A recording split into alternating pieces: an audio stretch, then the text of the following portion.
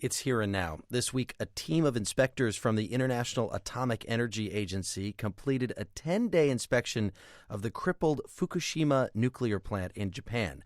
They described the process as extremely complicated, but also praised the progress so far. It's been more than 2 years since an earthquake and tsunami destroyed the plant, but the long process of stabilizing and decommissioning it is really just beginning.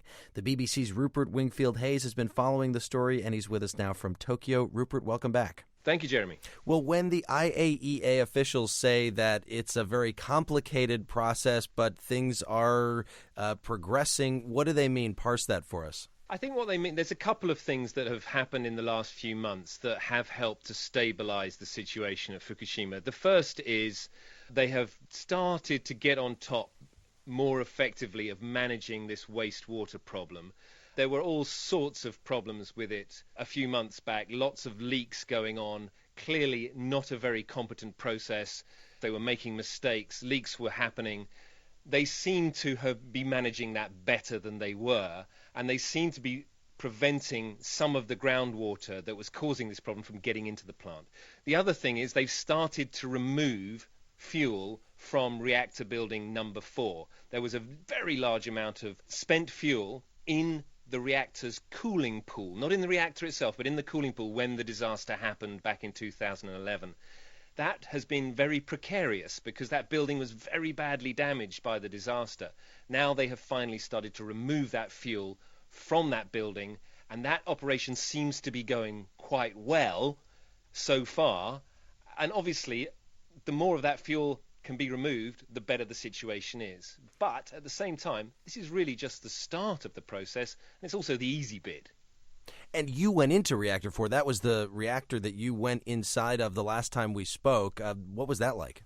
Yes, so I mean that was very interesting. A lot of work has been done. I've been to Fukushima 3 times this year inside the compound. This was the first time we were allowed inside any of the reactor buildings, and a vast amount of work has been done to stabilize the building. They've constructed a huge steel skeleton around the building to support it, and also to support the cranes that are used to pull this nuclear fuel out of this very deep pool that it's been sitting in. So, really huge progress since I went first back in the spring of this year. But they're doing this work because that's the easy bit. Reactor 4 was not badly damaged compared to the other reactors.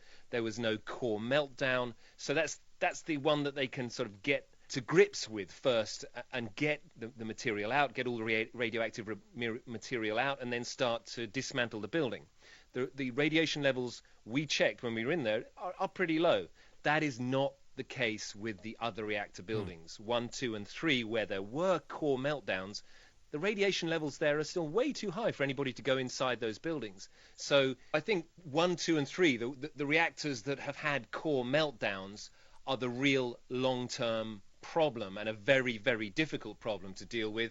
Reactor 4 is a little bit of a distraction. It's obviously important that they get the fuel out, but it is the easy bit. Rupert, there's a big question about what to do with all the water. There's a lot of contaminated water, 400,000 metric tons, I read, and another 400 tons of it being produced every day. The IAEA did have some recommendations about that. Tell us what's happening on the waterfront. Yeah, you're absolutely right. This is the really big headache. To keep those melted reactors cool, which they have to do for many years to come, they have to pump water into the damaged reactor cores. Every day they do that, that water becomes contaminated, and then because it's contaminated, they have to store it somewhere, and they've been building these, what they call the tank farm. It's an enormous, ever-growing site of these huge tanks that contain 1,000 tons of water each. And dealing with that is a real problem because they leak, they rust, there's lots of pipes connecting them together. It's a real nightmare to manage this ever-growing amount of water. So what the IAEA is saying is you've got to do something about this. Ultimately, you've got to decontaminate this water, and in the end, it's going to have to be released into the sea. Now, they have built a decontamination plant. It's being built by American engineers, an American company. No one has ever built a plant like this before, ever in the world. It is totally novel technology.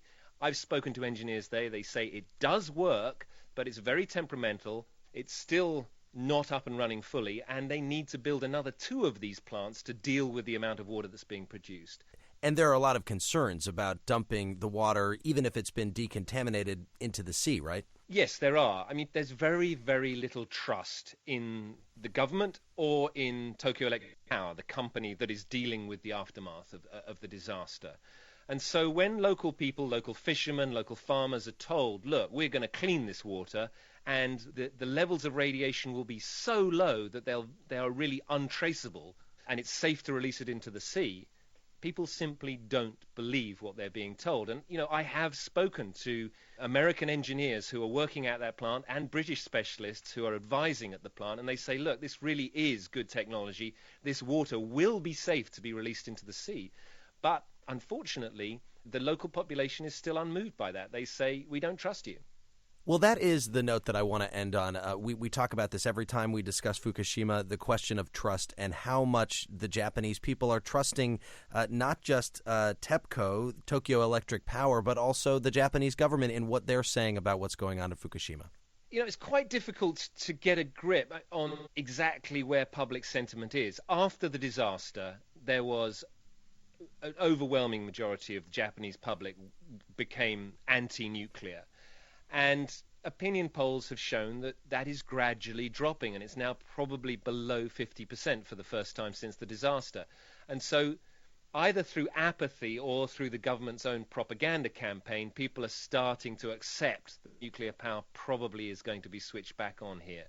But having said that, in the area of northeast Japan, which was affected, attitudes are very anti-nuclear power now. And very interestingly, one thing that's happened recently, Jeremy, is that former Japanese Prime Minister Koizumi, who was very much an advocate of nuclear power when he was Prime Minister back in the early 2000s, has in the last couple of months come out publicly against Japan having nuclear power in the future. And I think that's really, significant that a very, very senior member of the ruling party is now anti-nuclear and is saying so publicly. So maybe the debate here is starting to change. Rupert Wingfield-Hayes of the BBC joining us from Tokyo. Rupert, thanks as always. Thank you, Jeremy.